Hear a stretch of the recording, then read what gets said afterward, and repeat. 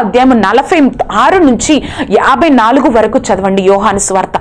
రా ప్రభువా అని 2 సార్లు అడిగాడు.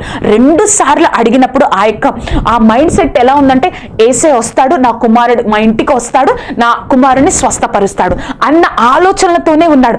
తర్వాత ఏం జరిగింది తెలుసా? వెంటనే ఏసే అన్నాడంటే, నువ్వు వెళ్ళు, నీ కుమారుడు స్వస్థపడ్డాడు, నువ్వు వెళ్ళు, నీ కుమారుడు బ్రతికి ఉన్నాడు, నువ్వు వెళ్ళిపో, నీ కుమారుడు బ్రతికి ఉన్నాడని చెప్పగానే అప్పటి వరకు ఏసే వస్తాడు అని ఆయన ఆలోచనలు ఉన్నాయి. కానీ ఎప్పుడైతే ఏసై చెప్పారో, ఏమని చెప్పారు? నీ కుమారుడు బ్రతికి ఉన్నాడని ఎప్పుడైతే ఏసై చెప్పాడో, ఆ మాట నమ్మి, ఏసే చెప్పాడని ఏసైకి ప్రాముఖ్యత ఇచ్చి ఆ మాట నమ్మి వెళ్ళిపోగానే ఆ కుమారుడు బ్రతికాడండి.